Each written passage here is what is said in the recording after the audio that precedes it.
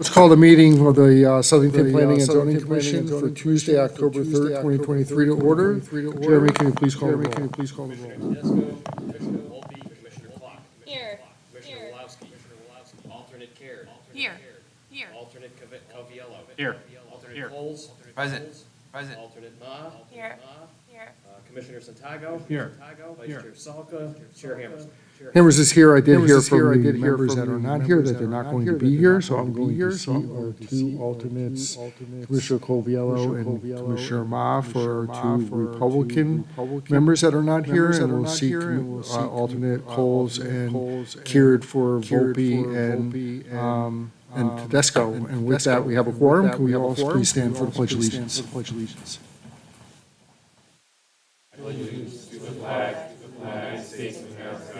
And to the republic for which it stands, one nation, under God, indivisible, with liberty and justice for all. Could all remain standing for a moment of silent reflection, please?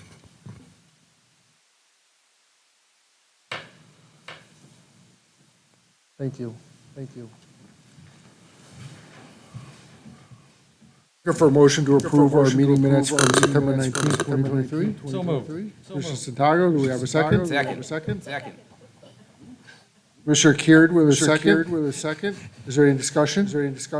Actually, Well, I heard both of them. Oh. It doesn't really matter. Any discussion? See none, all those in favor? Any opposed? Motion passes. Item number 7, any subcommittee reports? None? All right, moving on to item number 8. Item 8A, proposed zoning text amendment for comprehensive reorganization of Southington zoning regulations to enhance user-friendliness, improve consistency with state and federal law, and incorporate recommendations of the Plan of Conservation and Development. Zone Amendment 616. This is a public hearing that was continued from our last meeting on September 19th. Glenn, you want to just bring us up to speed real quick? Please. Thank you, Mr. Chairman. Glenn Chalder from Planometrics. I was happy to appear before the Commission public hearing 2 weeks ago, give an overview of the regulations. I think as the notice indicated, it's a reorganization primarily of the existing provisions in the regulations to make them more user-friendly and to set up a foundation, if you will, for possible future amendments for the regulations. So there are some minor tweaks, but no significant overhaul. We did provide to the Regulations Committee a summary of possible future regulation changes, so that we didn't tell Jeremy about this before he started, but now we'll certainly be able to keep him busy in the future. I did put together a summary report of the comments that we had heard. Responses which are recommended, also attached to this, the actual changes that would be made in response to this. So I think this gives the Commission the opportunity to look through those proposed tweaks, amendments, et cetera. And I think the wording will meet with your approval, but I just wanted to show you specifically what that would look like. Questions the Commission may have or anything from the public. Okay, thanks, Glenn. Any questions from members of the Commission? Peter? So Glenn, and thank you for providing the summary as you did. So last time, the chairman asked about any substantial regulatory changes, and I think you explained that, and so in here, that's been provided as well, that there are not, and you provided action things on that. The other things that are here in your summary in regards to staff recommendations in plan metrics were, like, for example, zoning permit for cottage food operation. We had decided that, but it wasn't in that version, so you added that. Correct. For that. Can you explain what the NVCOG talked about? Because that wasn't talked about last time you were here. If what was it's said. helpful to the Commission, why don't I just quickly roll through the yellow boxes here, Yeah. which basically, so as part of our original reconfiguration of the regulations, we had simplified the language with regard to chickens and made it a zoning permit. And the guidance from the commission at the last meeting was to make chickens the way we're doing it today, which is that any chickens go to ZBA. And that affected pages 7 and 75 of the regulations, and you see the text here. Yep. No material changes related to keeping of horses, accessory dwelling units or accessory apartments, in-law apartments, or marijuana or cannabis. The state statutes changed this past legislative session with regard to family daycare operations in residential dwellings. And the new statutes prohibit towns from treating them any differently than a dwelling. So it involved some terminology changes. We had to change our definitions to match the state requirements, et cetera. And that affected pages 794 and 274. The Public Act 2129 addressed the issue of cottage food operation. So that was a change to page 7 of the regulations in terms of zoning permit for that. There was an incomplete reference, which was found on page 162, and that was eliminated. It was XXX, like I was supposed to put it in and missed it along the way. The comments from NVCOG had to do with, again, Public Act 2129 was comment number 7. Public Act 2129 deleted the word character from the state statutes with regard to zoning regulations. And essentially what their prohibition was that the character could not be used as a tool to oppose housing or other zoning matters. Southington's regulations didn't really use the term in that way, but because of the state, let's call it prohibition on the term, we changed the word to characteristic. We looked at the dictionary definition of characteristic, and it covers the things that we would like the commission to consider as part of a regulation. So don't think we need a definition because characteristic is a word in general use. And the term section of the regulations says that you could refer to Black's Law Dictionary, state statutes, or any general dictionary. NVCOG on comment number 8 brought up a very observant comment, which is that Southington is somewhat unique. It was one of the early adopters of aquifer protection regulations based on geologic conditions and state water quality classifications. The state subsequently came along and established a statewide aquifer protection program. The subtle difference between the two of them, Southington's local program, again, is based on water quality classifications. The state's program is based on the location of pumping well fields.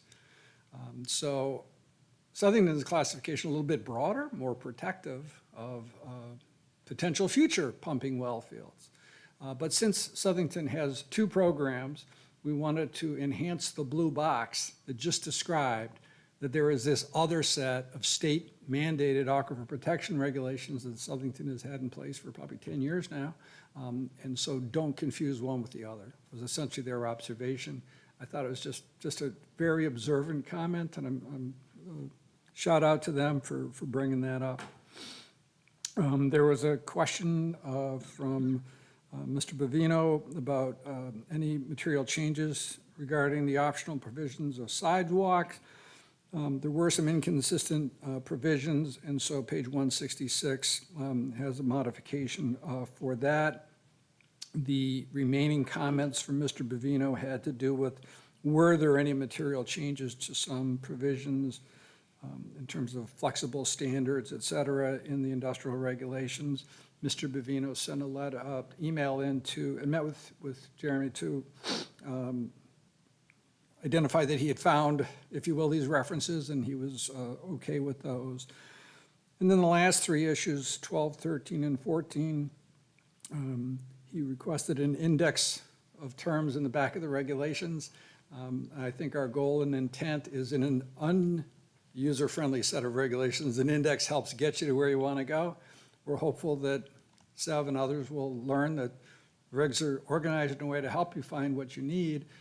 So an index with a PDF, you just put in the term and buff, you're off and running. So I think it's perhaps a big step, but I think it'll turn out to be very practical for people. Another comment about adding an illustration of building height showing a 2.5-story building. He talked about some buildings built with a walkout basement type of thing. There's only a couple of situations in town where Southington uses the term or the concept of a half-story. And basically, the attic definition addresses that particular issue. And building height is measured in feet based on average grade and stories, and a basement is only a story when more than half of it sticks out of the ground. So it doesn't, you kind of have to go to these other places, but a definition or a graphic doesn't help that. So preferred that the sidebar links, that the text not be sideways on the page. We're trying to preserve as much space on the page as possible, and I think once you get used to the organization, et cetera, the regulation committee strongly suggested we add a start button at the very top of that sidebar, which brings you back to the table of contents, and then all the text is horizontal. So I think it's responsive to all the comments we've received. And I think too, Glenn, thank you, and I think too, the new regulations are designed to be online. They're not designed to be printed. They are designed to be used online because that's the point of it. And if I can quote my colleague, Mr. Commissioner Coviello, when we started this, his goal was to, once these got approved, have a burning party for the big, thick book. It was something along those lines, Joe. I don't want to misquote you. But it was something along those lines, right? I don't want to misquote you. So the whole idea is to be able to find things with one click and all that kind of thing, and they're organized in a way that are usable for what people would need to see first, second, third, which I think Commissioner Caird brought up when we asked everybody Quick start guide. what to do. Quick start guide, right? And so we tried to incorporate what everybody wanted with that. So I think the look and feel things that you describe, I think you adequately cover that. And to answer the chairman, there are not big substantial changes. But as you also said, though, as we gave the commission throughout this process, there are a lot of things that got brought up but are not here, but can be used in future use. Correct. So future commissions can indeed reference these things if indeed they want to bring them up. One of the things, insulation and solar were a couple things that got tossed around, and other sustainability things we brought up, and we said, yeah, that's a great idea.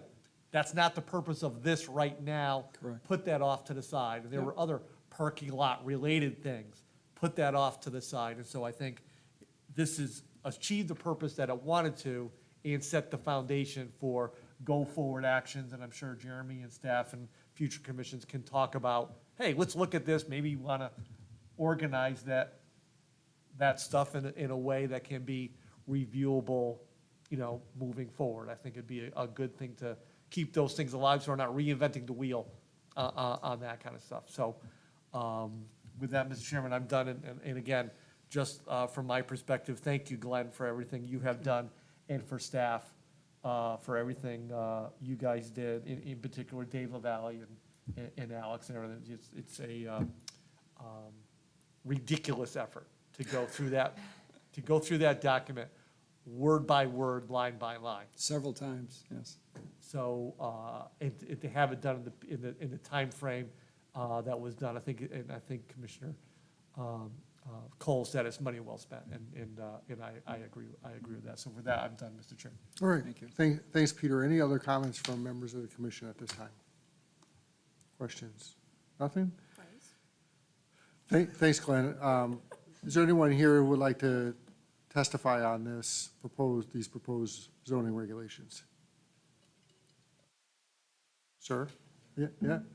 Come on up. Just start with your name and your address. I expect to be Joe Q. Public for the entire town citizenry, but. This is the second public hearing, so this is the second one we've had. but- Didn't think there were that many at the first, but I haven't seen the whole video. Fortunately, not that tall, but, so I'm Kenneth Sando. I'm at 287 Summer Street. No poems tonight. I kind of started that trend, town council a while back. Wanted to address a few things. 5 minutes is hard set, or are we? We don't have a time limit. Yeah, I'm not going to go on and on, but Okay. it may take more than 5. I'll try to keep as close to that as possible. Last meeting, it was mentioned about the POCD of 2016. I'd like it to be stated on record that on page 19 of that POCD, that citizens said the number one concern of surveyed people in town was open space, closely followed by natural resource preservation. Page 120, under policy highlights, the highest priority is protection of wetlands. There are people in town that are very passionate about this. I happen to be one of them, but there are others in my neighborhood, all across town who are. So that was mentioned as a reference point for one of the topics last week, I think, by one of your council members. So I want to talk a little bit about my neighbors. 3 of 6 neighbors closest to a most recent development are within 2 years. They come from Connecticut for the most part, but they don't really know the ins and outs of the area. We've been here 10 years. 3 of 6 have been here less than 2. I'm talking about the residents, DeCaster, 261 Summer Street, October 31st, 2022. Schwab's, 267 Summer Street, November 10th, 2022. They just had a baby, little girl, and they have renters upstairs who just had a baby. So they have 2 infants in that house. These houses both anchor the north side of Summer Street. So we've got a teacher, an actress on one side, we've got a policeman, a dietitian, and a construction worker, and a daycare manager on the other. Good people, gotten to know them fairly well.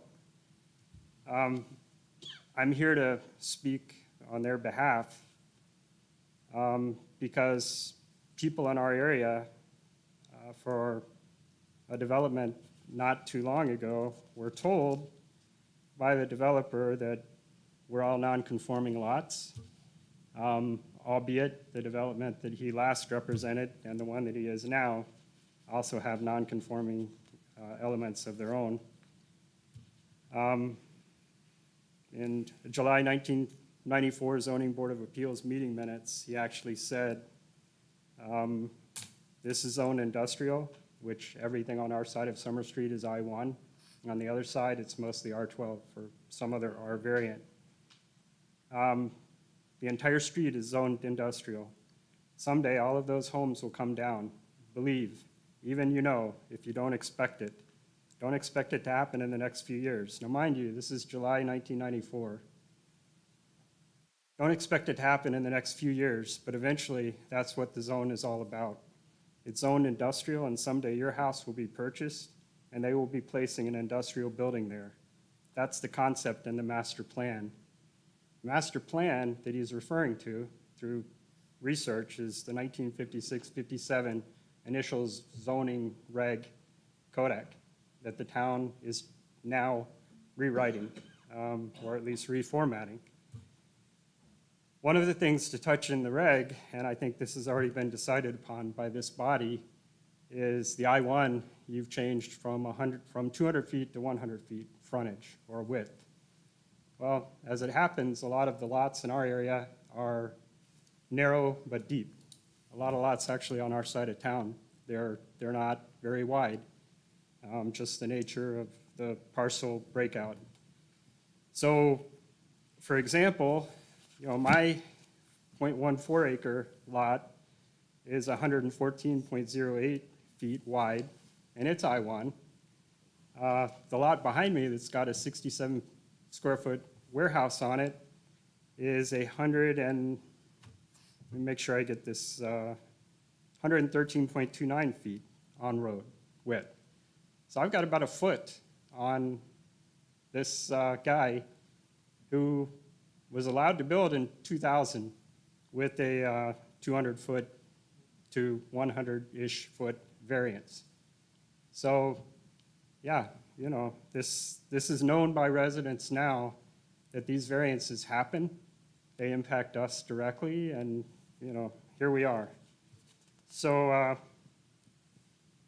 what I ask this council to do is consider that in these mixed developed areas such as ours, we've got a wide variety of homes. We've got the most recent home in our direct area is 1950, so it preceded the 1956-57 zone. We've got a lot of them from right around 1900. We've got a gorgeous Federal right across. We've got a really nice New England style. People take a lot of pride in our homes in our area, and as you all know from market conditions now, particularly if they bought in the last few years, they didn't come cheap. So I'm asking the board to consider when an I-1 lot is being developed that abuts residents that preceded the 1956-57 master plan, let us know. Just let us know. You know, if I had known that the lot in question, and I won't go into details on that because I probably better not, but you know, this was decided in 2011, and not by you guys. You know, you formalized it in February of this year, but the fate of that lot was decided back in 2011 by Conservation Commission, not this body. Now we know that. Really kind of ironic, Conservation Commission would okay what's going on that lot, but that's what happened. And the use case for it, now we know, well, actually we don't know.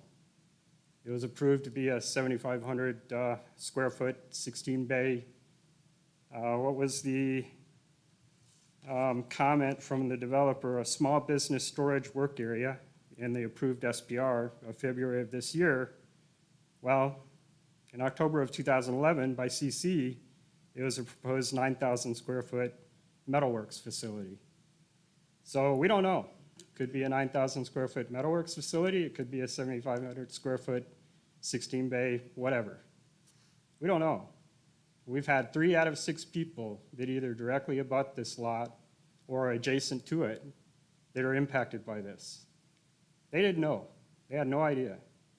So I'm asking that the body consider public, resident, homeowner impact when you make these decisions. People live there. We've invested. We're not from here. We've been here 10 years. You know, we don't know until we know. And sometimes that's too late. It's in everyone's interest to have a working relationship between town government and its citizenry. It's in everyone's interest. We work together or we fall apart. You know, the old Benjamin Franklin line, we hang together, or we hang together now or we hang apart later. You know, I'm not here to toss barbs or, you know, try to strike out at the board. I'm asking you to take our interests at heart. A lot of us work from home. I work for data security for Pratt, and now we're hearing a lot of crashing around again. People, you know, around 2020, we're hearing the same thing on either side behind us. Now everyone in our area is hearing it again. You know, a little bit of courtesy would have helped people to digest and process the impact of what is going on in our area. But none of us really got it from the town. We asked to talk to the lot owner, the developer, now decided matter. And that was actually said by a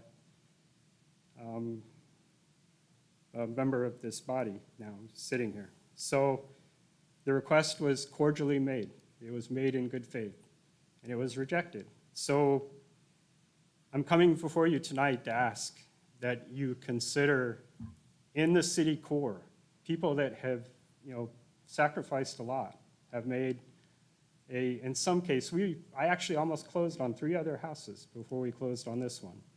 But we like the look and feel of Southington. We like being right close to the trail. The trail is an awesome asset for this town as well as region. Spent a lot of time on it. So do a lot of other people. And we try to, spruce it up for everybody. And not agitate people too much either. But we're trying to leave it better than we found it. And what I'm asking is that the town help us do that and not sideswipe, not catch us from left field in a development that, I would ask any of you to go over to the Summer Street area of Trail in East Summer and walk down to the end, take a right where the old parking lot is, where the open space and the city garage is. Eyes right. Take a look at that and ask yourself, how is that person at 11 East Summer Street going to sell their house now? What's the impact on their value? How can citizens, the owners as well as neighbors, look at that and say, wow, what were they thinking? Or did they consider us at all? So I'm asking you to consider that moving forward. Yeah.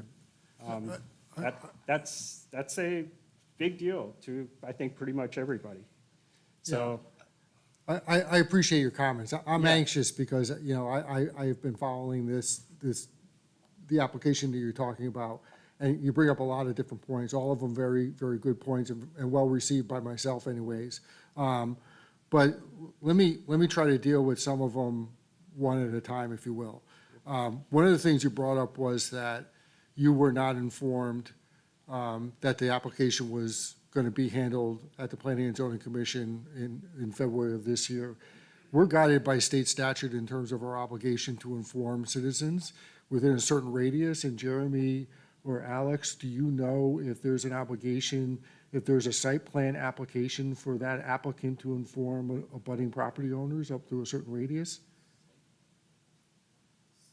No, it would be posted on the link. There's a copy of all the addresses it goes out to in the radius, but for that, it wouldn't be. There's no as of right on that. So there is no requirement that abutting property owners on a site plan application, because that's what it was, I believe, at the time.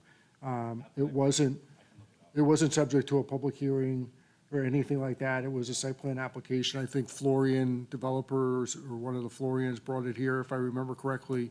yeah, it was Woodruff Street Associates were the original. East Summer Street, right? It's at the end of Correct. East Summer Street, Yeah, yeah. it's SPR 1861. Yep, 15 okay. East Summer. No public hearing. Okay.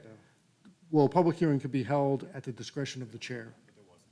But there wasn't because no one said anything, right? And typically, if I were to do it, and I have done it in the past, had a public hearing on a site plan. If I were to know that there was a problem with it and residents had issue with it, I would have done that.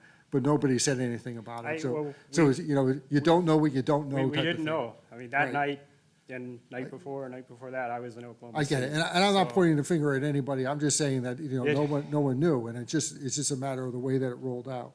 The other thing that you mentioned was that, right now you're in a non-conforming lot because it's zoned as an I-1, Yes. right? But Legal yet it's a resident, non-conforming right? lot. Because the residents were there before the Yeah, I-1 we're designation 1928. came in, right? So, yeah. So that happens routinely, well, I shouldn't say routinely, it happens often enough that we do have properties that are non-conforming, which put certain restraints on those properties if they were to try to change what they were being used for, right? That they would have to become Well, in that- conformity. The city took a hard line on that in the 90s through 2000. Like, they Okay. were telling people that our non-variance mattered more and was more of a point of issue than, I bring it up to narrowness of get to the my next lots. point, which is that variances to the zoning regulations are not handled by planning and zoning. They're handled by the zoning board of appeals. We don't handle variances. We don't give variances to our own zoning regulations that we are obligated to adhere to. That's up to a and they were different the ones body. pushing back. They were the ones pushing that Um, line then, and continuing probably now. So I get the frustration. I understand, but the larger point here is not to talk about this particular instance. We're here to look at a reorganization of the zoning regulations. That's what we're doing here. We're not changing any zoning regulation as part of this exercise. Well, It's been very clear since we started the process 2 years ago. I've said it every time it comes up, that I'm not interested in changing zoning regulations as part of this process. Everybody up here, and even the ones that you don't see, we all, and any citizen, or any developer, or anybody, has the right to come in and propose a zone text change. We could do that. We always could do it. I've done it. oh, Right? I know But it happens. yet, there hasn't been anybody, to my knowledge, and I've been here since 2016, coincidentally, when the last plan of conservation development was approved. That was my first meeting on the zoning, planning and zoning commission. Nobody has ever brought up anything that talks to what you're talking about, that I remember. And, you know, it's been, what's that, 7 years, 8 years, maybe? I don't want to age myself, but I've never seen anything. But I've said it before, that anybody has a zoning text change that they want to change, by all means, bring it forward. I've encouraged people to do it, and I've done it before. I changed the sign regulations in this town 6 years ago, 5 years ago. And I offer that to say, if there's a zone text change that you would like to see in order to accomplish something, by all means, call me up. My number's listed on the website. I'm happy to have that conversation. I take this role very seriously, and I'm interested in engaging with you.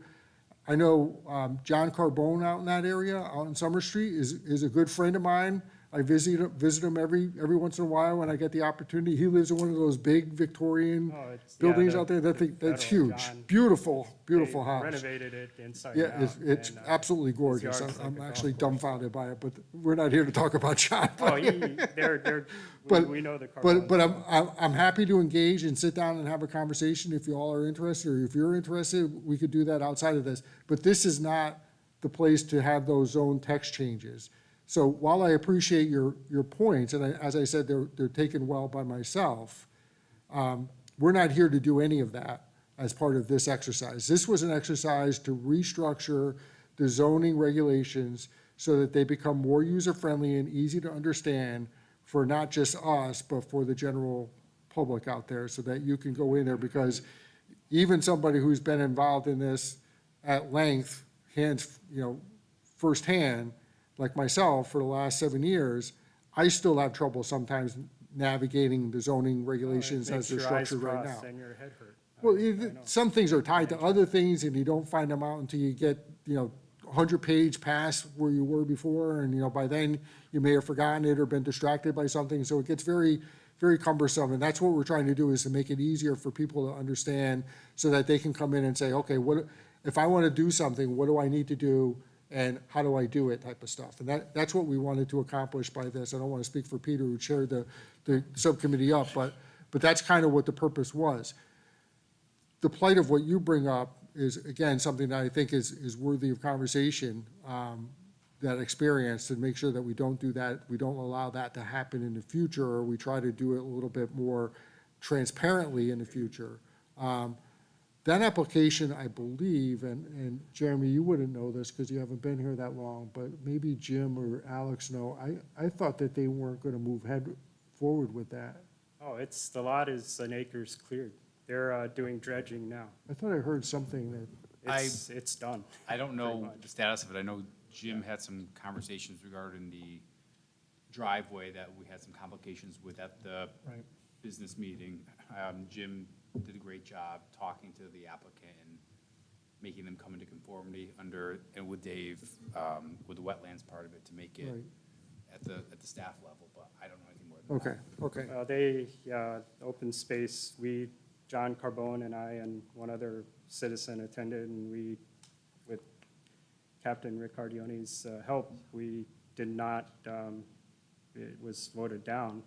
But the end result is now that driveway is right up against the residents' driveway there.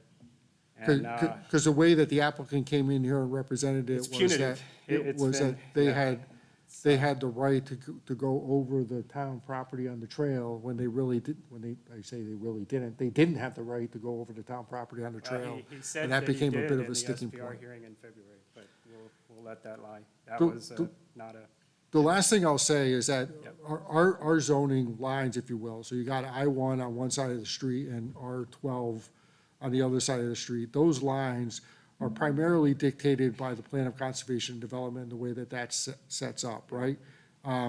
We're required by state statute to review and revise our POCD every 10 years. The last one was approved in 2016. The next one will be approved in or on or about sometime in 2026, which, believe it or not, is not that far away. And we actually have started the process of trying to get ourselves in a position so that we can start looking at that in a proactive way. That is a very proactive process where people are brought in for Charlottes and stakeholders and, you know, community outreach and inviting people to come in and sort of participate in a tabletop type of conversation. I think Glenn actually was involved in the one that we did the last time. So he can attest to that, and I'm sure he'd be happy to talk to you about it. Jen Clark over to my right here was the person who headed it up for the Plan and Zoning Commission in the last go-around in 2016. I'm not sure if she's going to be here in 2026 or not, but I'm sure that she'd be happy to have I don't want to speak for you, Jen, but I'm sure that she'd be happy to have a conversation with you about how that process works and how you can become involved in that process to try to do some of the things that you might want to do. Does that help? I appreciate Yeah. the response. And like I the said, time. you know, my telephone number, 203-605-2604. It's just Call me up. It's on the website. Our neighborhood, and John will tell you the same thing, Yep. has taken and is taking a big body blow right now. I know that, I heard that they were upset about it. and- There's and- no upside for us, Yeah. so. Well, I appreciate you coming out, and like I said, I hope to see you again, and I hope that you become active in this process, and I look forward to having future conversations with you. Well, thank you for hearing. So me with out. that, I just want to open it up to any other commission members who might want to have any questions or any comments. None? Thank you Just again. ask for a level playing field. Absolutely. I don't disagree with that. Level playing field, we will win. Our All right. right will be done. Okay. Without it, Again, thanks for coming out. Anyone else who'd like to testify on the proposed zone text reorganizations? Seeing none, is there a reason to keep this public hearing open? Is everyone okay if we close it? All right, hearing no objection, we'll close the public hearing on that. Item 8B, Snow White Power Equipment subdivision, application for a two-lot re-subdivision, property located at 154 Town Line Road, zone in an I-1, S1339. This was a public hearing that's continued from 9/19. The applicant has asked that we table the public hearing for now. I think that there's some things that they're trying to work out, so that involves ZBA also, I think, right? So just for your own edification, I will say that I asked the question of staff earlier whether this was a re-subdivision or a revision of a subdivision. Both are different by our subdivision regulations. So I was told it's a re-subdivision. So make sure that when we have the business meeting on that application, that you bone up on that and know what that's about. But I think that it plays, there's other parts of our regulations that play as a part of this as well. So, but we will table that if that's okay. Do we need a motion to table on that? Or business meeting. Yeah, can we get a motion to table this public hearing? So moved. We got a motion, do we have a second? Second? Who's that? Was that Commissioner Clark with a second? All those in favor? Aye. Any opposed? Motion carries. Moving on to our business meeting, we have item 9A. I'm not going to read it. That's okay. I just read it. You all know what it is. But let's open it up for discussion on the proposed zone text changes. Let's start with Peter, and then we'll go to Caleb. Please. Go ahead. I think, I don't see, I think there's always improvements to anything. As we said previously, we have a list of stuff that could be in there, but that wasn't the purpose of this. I think the subcommittee and staff has met the directive that was given to us. I think it's a better document. I think it's a better user-friendly document. Designed to be online, I think it accomplishes the purpose for which the town generously allocated money. I think it's money well spent to taxpayers, and I think this commission can be proud of the fact that we are leaving this for the town and for future commissions to use. I think it's a great service that this commission did. And with that, Mr. Chair, I'll move that we accept ZA number 616. Okay, we have a motion. Do we have a second? I'd like to second that. We got Coles with a second. You all set, Peter? Aye. You- Yeah. Okay. Yeah, I got talked enough. All right. Caleb? Thank you, Mr. Chair. First of all, I want to thank everyone for the opportunity to work on the subcommittee. And I think that, while we were there and we kind of helped guide like the direction of what we wanted to do, staff and Glenn, excuse me, really did a heck of a job. I know it's been said before, I probably even said it myself before, but I really do. I understand how much went into this, and it can't be said enough, for somebody to kind of take time out of your day job and your other responsibilities to tackle this kind of a project was a great thing. It's a great win for the town. That's really what I wanted to say, and I think that this is a good opportunity for us to start with, and it's a start. There are a lot of things that we discussed earlier about the parking lot issues that, future generations or iterations of this council or commission can work on. But we've built a good, solid foundation, and look forward to the next steps. Okay. That's all I got for you, Okay, Mr. Chair. thanks, Caleb. Commissioner Coviello? Yeah, so I'll just jump in just to echo, not to add too much more to what was said already, but ultimately a good foundation to build from. I think everyone should be proud of what we've done, what we've accomplished. And it'll certainly be easier to onboard new commissioners and for the existing ones to navigate a little better. So job well done to all, and really looking forward to it going live. So thank you too, Glenn, for all the effort. Yeah, thanks, Joe. Jen? Well, the first thing is I want to just applaud you for keeping this focused and making sure that the intent was to organize and structure and not change anything material. And I see this as more than an administrative item. It's going to be a cost savings in the future to our town staff, and that's just efficient government, and I really appreciate that. Good call. Yeah, well said. Anyone else? Just, Kat, go ahead. this is beautiful. I wish I had this 2 years ago, 2+ years ago, when I started reading these regulations. And just to say something silly, I'm very glad that we no longer are going to have a document on the town website that features Comic Sans as a font. Thank you. You're better for it, Kat, I think. So Thank baptism you. by fire, you had to read that 300-page Had to do it. document, so. Yes, this is great. Anyone else? I'll just wrap it up by echoing a lot of the comments that were made. I would thank the subcommittee. I know that I said somewhere that Peter and I started having this conversation 4 years ago when you were elected here. You had brought up this as an issue. And when I think that year I was elected chairman, and you and I started talking about how we can make your dream, your vision a reality. And this is what it's come to. And with only one meeting after this left for you, congratulations on that, by the way.